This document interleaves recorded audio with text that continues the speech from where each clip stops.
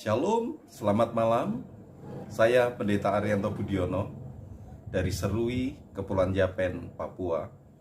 Ingin mengajak saudara merenungkan kebenaran firman Tuhan dalam Rema, Renungan Malam.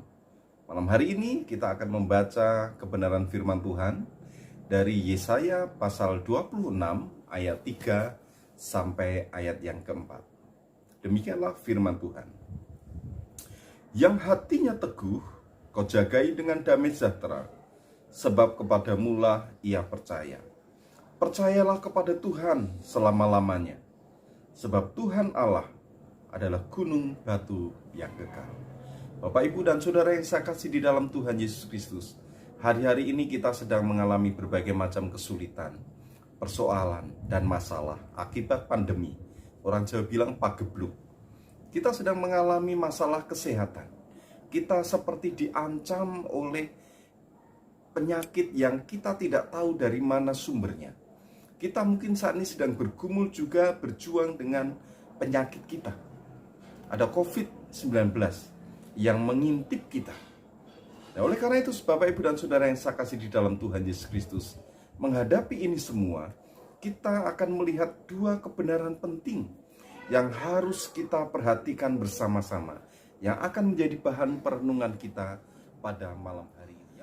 Yang pertama adalah, mari kita akan perhatikan di ayat yang ketiga. Ini Yesaya sedang berbicara kepada Tuhan. Dan dia meyakini bahwa Tuhan itu adalah pribadi yang menjaga umatnya.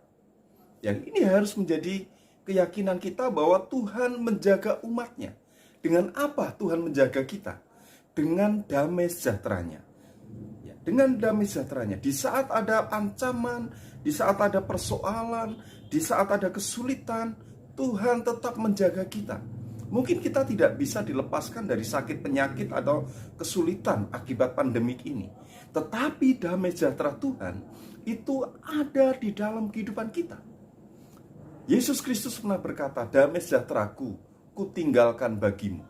Damai sejahteraku berbeda dengan seperti yang dunia tawarkan.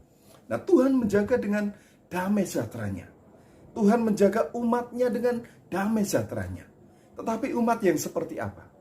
Yang pertama adalah umat yang teguh. Umat yang teguh, yang berpegang teguh kepada kebenaran firman Tuhan, yang berpegang teguh kepada janji-janji Tuhan, yang berpegang teguh kepada pribadi yang tidak pernah meninggalkan kita, yaitu Yesus Kristus. Yang kedua adalah umat yang percaya. Umat yang mempercayai bahwa dia sedang bekerja untuk mendatangkan kebaikan bagi kita. Banyak orang yang tidak bisa memahami situasi ini. Tetapi saya yakin dan percaya di setiap kondisi situasi kehidupan kita, bahwa Tuhan bekerja untuk mendatangkan kebaikan bagi kita. Kita hanya dituntut untuk percaya kepada Dia. Oleh karena itu, saudara, mari kita akan menjadi pribadi-pribadi yang teguh dan percaya kepada Tuhan, karena Tuhan menjaga umatnya. Yang kedua, saudara, mari kita akan perhatikan yang kedua. Yang kedua ini Yesaya sedang berbicara kepada umat Tuhan. Yesaya ingin supaya umat itu percaya kepada Tuhan. Seperti yang saya sampaikan di bagian awal, di bagian terakhir tadi. Sampai kapan kita harus percaya kepada Tuhan? Di sini dikatakan sampai selama-lamanya. Artinya apa? Artinya kita harus percaya kepada Tuhan dalam segala situasi, dalam segala keadaan, dalam segala kondisi, bahkan situasi, kondisi, keadaan yang tidak menyenangkan sekalipun. Memang kita hidup pada zaman yang luar biasa enak sekarang ini, saudara. Tetapi kita juga sedang menghadapi masalah yang tidak enak. Kita sedang menghadapi persoalan yang tidak nyaman. Kita harus dipaksa bekerja dari rumah, kita dipaksa untuk tidak melakukan banyak kegiatan. Bahkan ketika ada orang-orang yang kita kasihi meninggal, kita tidak bisa ikut melayat mereka, memberikan ucapan duka kepada mereka. Tetapi saudara yang saksi dalam Tuhan, kita harus percaya kepada Tuhan, bahwa Tuhan itu ada bersama-sama dengan kita. Kita harus menjadi umat yang mempercayai bahwa Tuhan adalah Sang Immanuel yang beserta dengan kita. Mengapa kita harus percaya kepada Tuhan? Alkitab memberitahukan kepada kita karena Tuhan adalah gunung batu yang kekal. Saudara perhatikan, Tuhan adalah gunung batu yang kekal. Ada gunung batu yang sementara. Itu kita bersandar kepada kekuatan kita sendiri.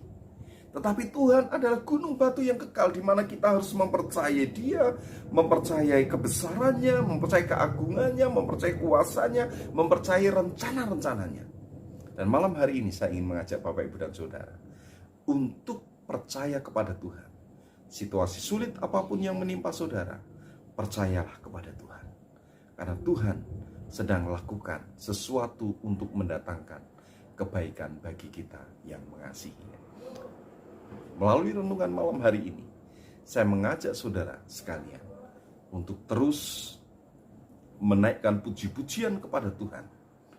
Tuhan akan melepaskan kita. Tuhan akan melepaskan kita dari berbagai macam kesulitan yang ada pada saat ini. Kiranya Tuhan Yesus Kristus memberkati kita sekalian. Haleluya. Shalom.